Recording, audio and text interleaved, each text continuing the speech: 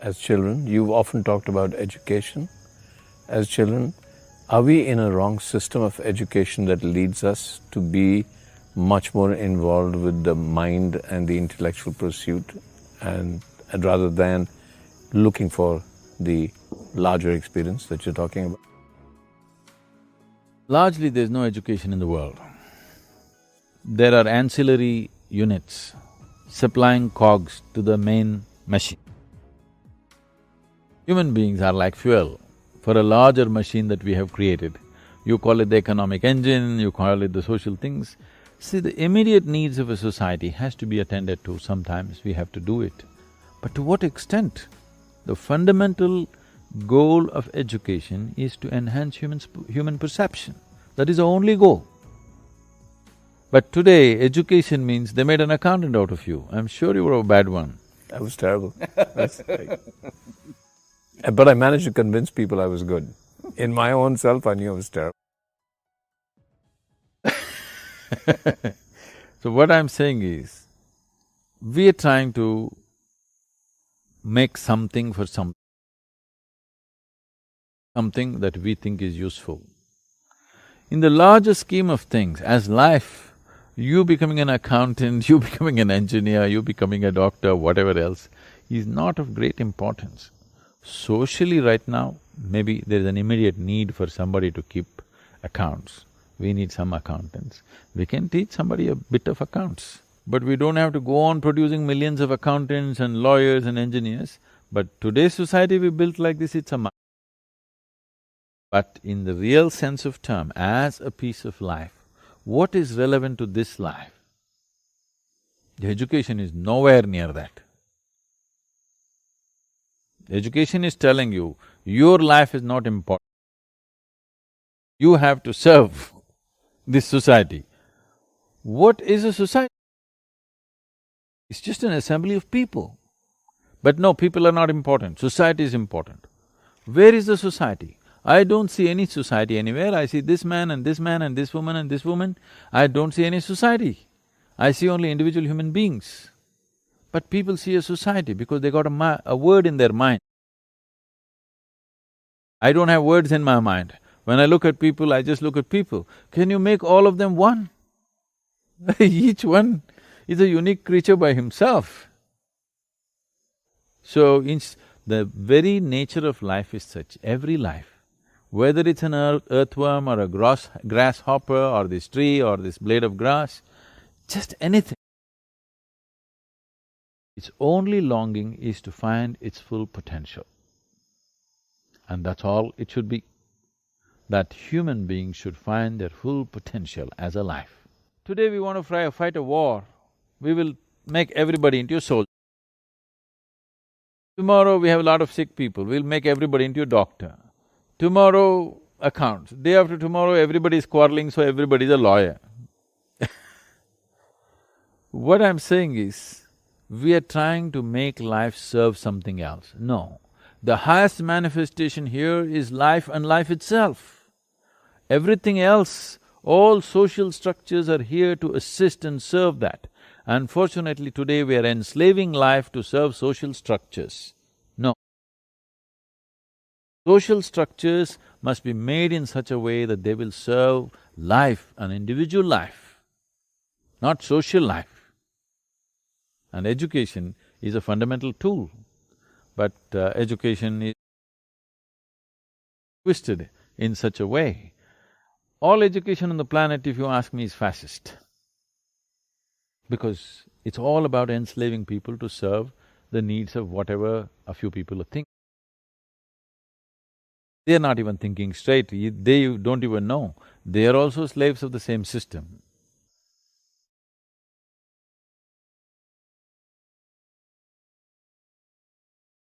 Now I want you to observe, is it happening once in 3 months?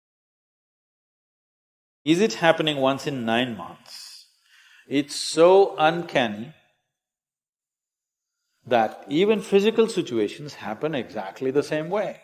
Depending upon how unaware you are, how destabilized you become available to those cycles. Spiritual process is telling you how you can get away from these cycles.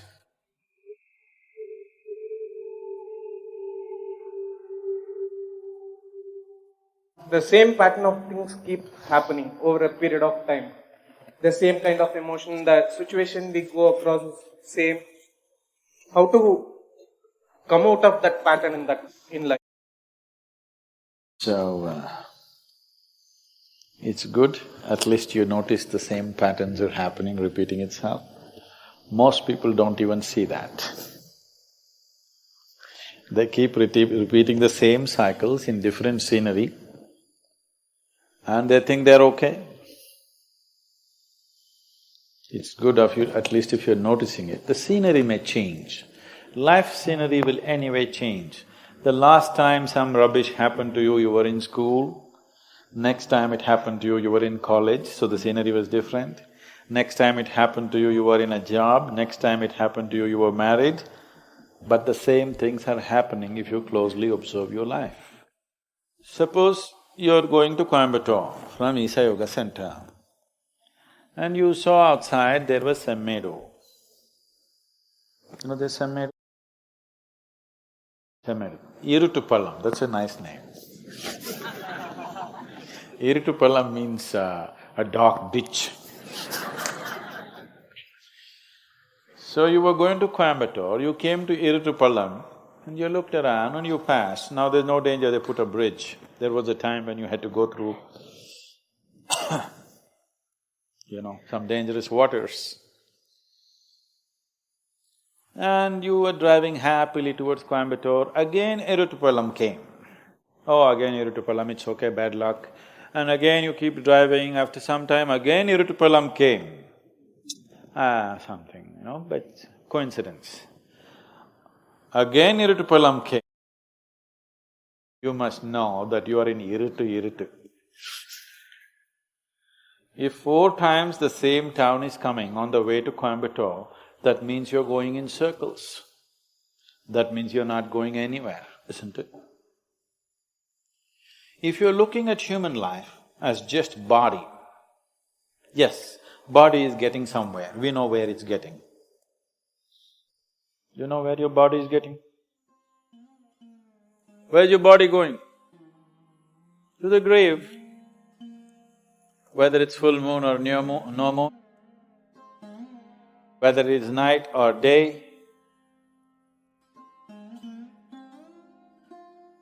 body is going, 10 seconds closer to grave, 20 seconds now.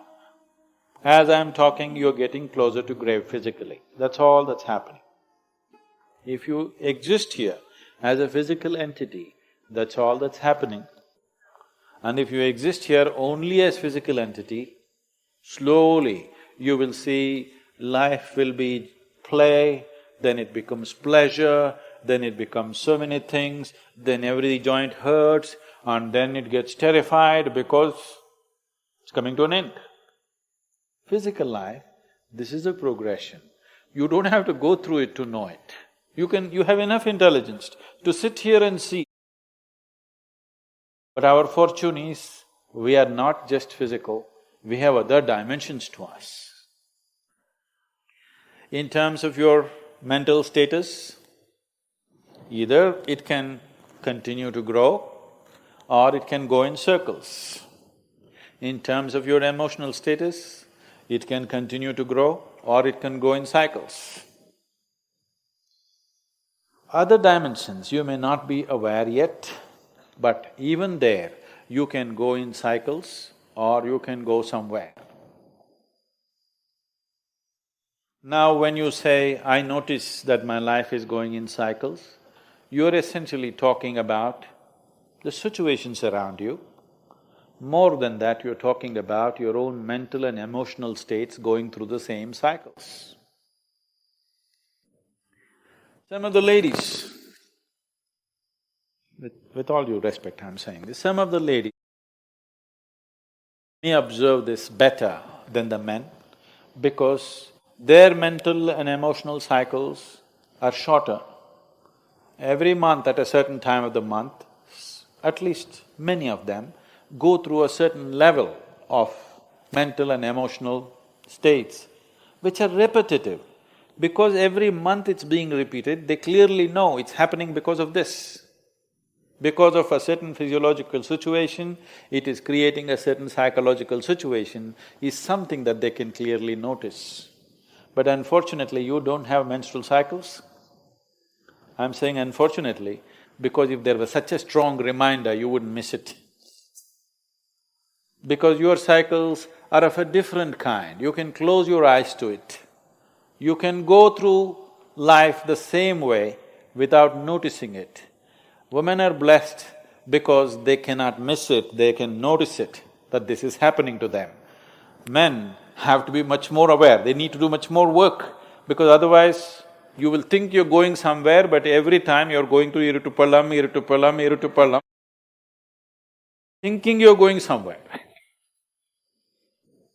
Physiologically, there is a strong reminder in the female body. The strong reminder that is there in the female body is not a curse, it is a blessing if you know how to use it, because any volatile situation, any destabilized situation is a possibility. It's a possibility for change. When there is a set process, you can't change things so easily. When there is a periodic destabilization of the system, there is a great possibility for changing. But anyway, if you are going through cycles, everything in this system is cyclical, isn't it? The earth is going in cycles, the moon is going in cycles, everything is cyclical. If you do not stand up with a certain level of awareness and a certain level of determination and a sense of going somewhere, you will naturally become a part of the cycles. The various kinds of cycles happening. The longest cycle that's happening here is 144 years. Once in 144 years, certain things happen in the solar system, for which we have 144 years, we have a Kumbh Mela. We were fortunate that in our lifetime we witnessed that. The next cycle is 12 and a quarter years, which all of us see. The others are much shorter. There are 3-year cycles, there are 18-month, 16-month cycles, there are other kinds of cycles. All these cycles, depending upon how unaware you are, how destabilized you are, how unfocused you are, you become available to those cycles. If you are completely scattered, you become available to the smallest cycle. If you are little focused, you become available to longer cycles. But everybody is subject to these cycles. These cycles can mean a bondage, or these cycles can also mean transcendence. That from one cycle of life to another, you transcend or you repeat the same cycle. That depends on who you are. When so many people… The difference between astrology and spirituality is just this is an unpopular subject that I'm taking on. Astrology is trying to tell you how these cycles bind you. Spiritual process is telling you how you can get away from these cycles. We are not denying the cycles. It will be stupid to deny the cycles. The cycles are definitely there, but we are looking at the possibilities as to how you can slip away from these cycles. If you live by the cycles, being conscious of the cycles, your life will have a certain equanimity, a certain level of success, certain level of well-being, certain level of prosperity. If you break the cycle, if you are constantly looking how to become free from the cycle, you are looking for your liberation. Are you looking for just well-being or are you looking for liberation? That's the question. Accordingly, you must live. So right now, if your life is going into cycles, repetitiveness, that you're repeatedly coming to Iritupalam, you understand you're not going to reach anywhere like this. It's time to change the pattern. Now I want you to observe, is it happening monthly? I'm sure for you it's not monthly. Is it happening once in 3 months? Is it happening once in 9? Is it happening once in 16 to 18 months? Is it happening once in 3 to 3.25 years? Is it happening in once in 12 years? I want you to notice this. Now you don't start imagining all kinds of things, but it is happening. Do you understand? It is just happening, whether you're able to notice it or not, it's happening. It's not just happening with your mental and emotional situations. If you are conscious, even physical situations around you will repeat themselves. It's so uncanny. It's so uncanny that even physical situations happen exactly the same way. If it's manifesting every 3 months, we can push it to 9 months. If it's manifesting every 9 months, we can push it to 18 months. 18 months, we can push it to 3 years. We can push it to 12 years. Or we can push it to 144 years. Or above all, instead of trying to dodge these cycles, we can ride this cycle. I've been riding my cycles. Every time it comes, my life changes. And it will change dramatically in the next 4 to 6 months.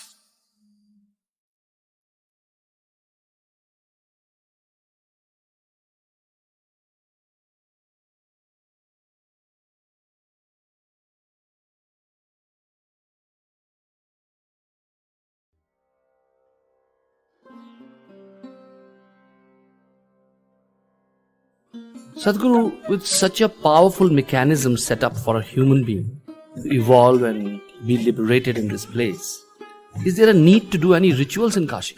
Because, what I hear from you is that there is a great design to this place, the yantra you talked about. So your mere presence here should be enough. Still, I see many people come here to do rituals of various kinds. What is the significance of such rituals?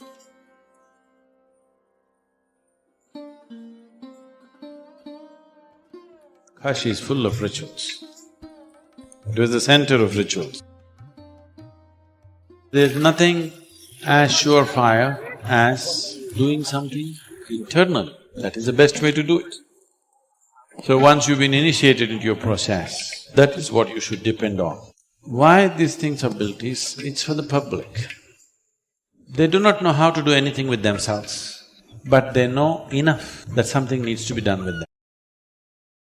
So when that is the case, an instrument like this and the complex rituals that came along with the instrument are very useful because it handles people en masse.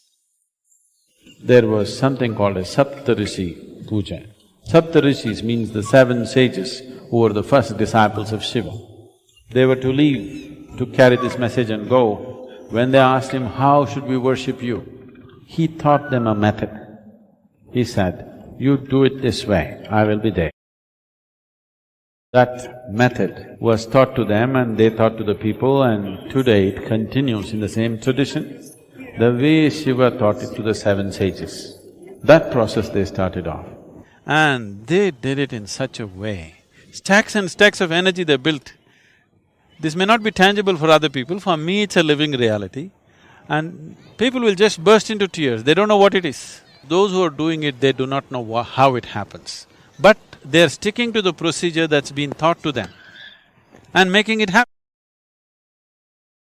The guy who's driving this boat does not know how to build an engine, he's just learned to use it and it works. So they just learned to use it. As the Saptarishis would have done, 7 people sat down there and they did this and it was a phenomena. I've never seen anything so energetic in any temple. I've been to quite a few. Wherever I feel it's an energy center, I go. I don't go there to pray, I don't go to ask, I've never done abhishekams and pujas in any temple in my life, okay? But this is a phenomenal science. You must come and sit in the Dhyanalinga temple. No ritual, no mantra, no puja, no nothing. It's always in total silence. Just come and sit there and see. Because it's essentially created for meditativeness. People who have no idea what's meditation, people who have no instruction, without an instruction, you can make people meditative. So these are technologies, these are not belief systems. Great. Technology is gone bad.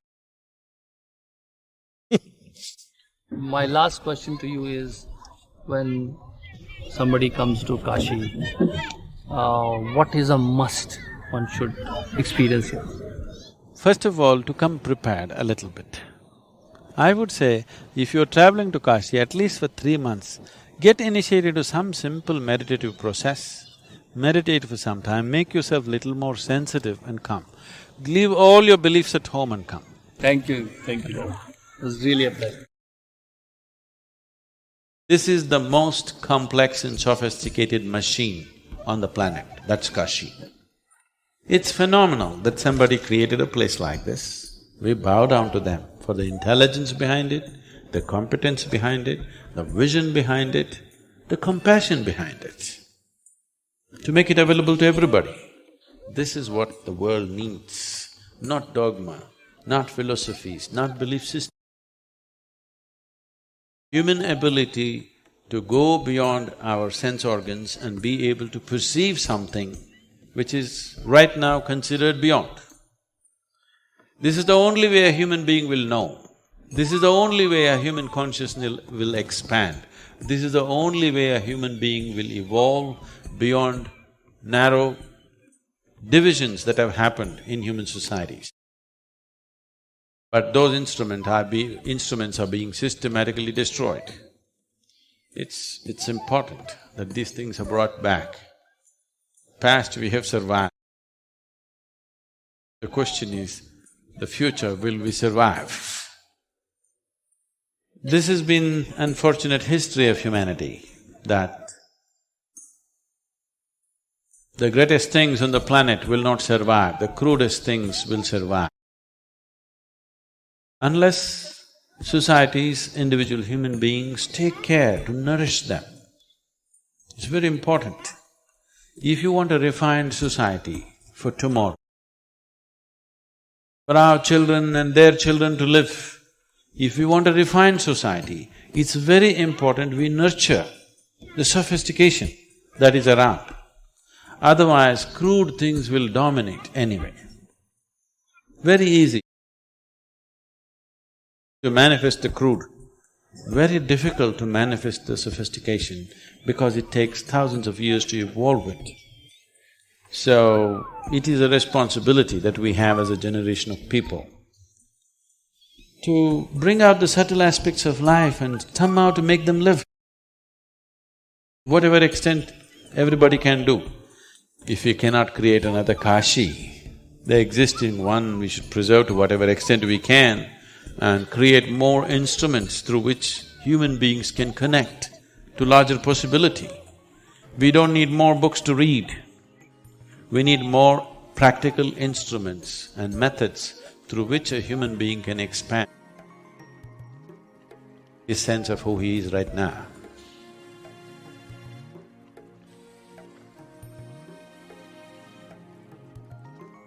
So, the important thing is, this is not about rape, this is about what kind of human beings are we raising. Commerce has taken precedence over humanity. Commerce is not about serving humanity. Humanity is serving commerce. It doesn't matter what you can sell. As long as you can sell it, you're doing great and you have to scale up. So, there is a lot of looking at that humanity has to do. One particular case of rape has brought the consciousness of the nation to a certain brink. Using this, it's time that we look at the essentials of life. Whether the crime or violence or forceful acts are committed against a woman or a man or a child, it's the same thing. It's not… one is not different from the other. If we approve one forceful act, the other one will naturally evolve out of it. This must start from the home situation. If you can force-feed your child, you can be forcefully sexed also tomorrow. I want you to understand this. This is how it starts. If you think you can force-feed your child, Force is okay. As long as you get to do what you want to do, then everything else follows. These are the offsprings of that. We don't want to attend or destroy the root. We just want to prune the surface because right now it hurts us. That is not a solution. It is disheartening to see on the national news channel, the discussion is, should we castrate them or not?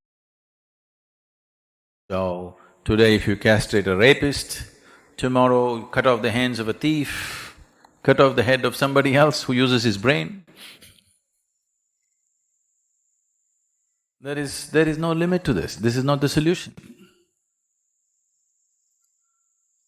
Whatever sympathies you may have for the person who suffered, the victim, we must look for more profound solutions, more well-thought-out solutions, not simply reacting.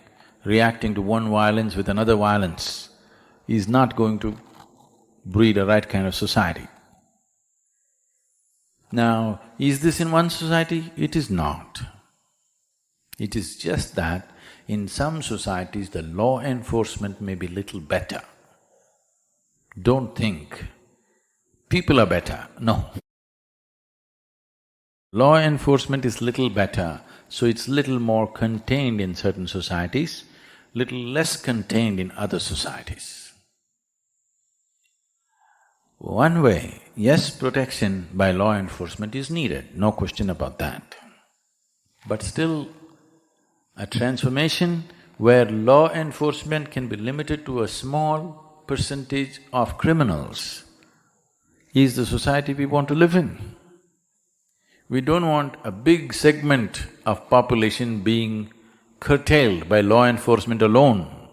If there is no policeman, they will do something else. It's a dangerous situation to live in. The statistics say that 96% of the rapes happen within the home. Law enforcement never ever gets involved in this. 96% of the rapes happen within the four walls of the house. It never goes to the law. So this cannot be contained by law. Maybe the super violent rape like what happened in Delhi could be controlled to some extent by law enforcement, but not the other things. The fundamental thing is that you want to possess, humiliate and subjugate another human being. This is happening because of a certain level of inadequacy, a certain level of incompleteness within you, that only by possessing something, you will feel little better. Whether to fulfill this possession, you go shopping or you go raping. It's the same thing. Something is inadequate. You want to fulfill this by getting something. This will find all kinds of ugly expressions. Some of them you may think is harmless. But if you do this today and fulfill yourself, tomorrow you would like to step it up to something else and something else and something else. It will not stop at one thing. So the solution is not in just containing it, the solution is in transformation of the individual human being. And nobody is willing to invest any time or life to make this happen. Everybody wants an instant solution, go on the street, protest for 2 days and world will change. World will not change. Your world has to change. First thing is willing to invest time for my own transformation. Only if you're willing to invest time for your transformation, you're willing to invest time for other people's transformation because you understand the value of what it is. If you're not willing to invest time upon your own transformation, where is the question of doing anything for anybody's transformation? If you do not know the value of what it is experientially, you will never invest. You see this every day, maybe you don't, I do. Every day, well, you have also seen, morning you get up, you want to do your yoga. But every day there's something more important to do in yoga. Yes, look back in your life, what great things have you done which are so important? There will be nothing great. But when you want to do your morning meditation, you will see there is something more important to do. This means you do not hold human transformation as a very crucial thing. You think it's an entertainment. You think it's a side thing to do. It's not the side thing to do, it is the main thing to do. Transformation is the main thing to do. If we do not transform individual people, you just have to do with a world full of criminals. Some will commit, some will not commit, some will do it on the video game, some will have the courage to do it on the street. Closet rapist or street rapist, not very different, isn't it? Maybe for the victim it's different, but for the world that we live in, it's not different. You're still living with such people, isn't it? So if this has to change, we need to understand that individual transformation is the most crucial thing. If we are not willing to invest on that, we just have to do with what we have, and worse will come. Not that it'll not come, worse will come. Every time there is no law in a certain place, every time a war happens, what happens there? Apart from the killing, what happens there is worse than the killing. Almost everywhere. So, these are all the same people that you live with. These are your sons and husbands and brothers. They are so nice. But if nobody's watching them, they're something else. Transformation means just this, that who you are is not determined by other people's opinions or other people's presence. You are like this. Whether somebody is there or somebody is not there. This is the way you are. This is transformation. If in this direction, humanity does not make an investment, in this direction, if every parent does not invest upon their children to transform them into a more inclusive human being. Inclusion just means this. Technically, to bring it down to very technical level, inclusion, don't teach it in the name of love, embracing the world, this and that. Inclusion just means this, that who you are is not limited to the absolute boundary of your physicality. It is little more. If it's little more, the very way you walk on this planet, the very way you breathe upon this planet, the very way you exist in this planet will be different, simply because your idea of who you are is beyond the boundaries of your physicality. If this one thing happens to the human being, suddenly he is different in every possible way.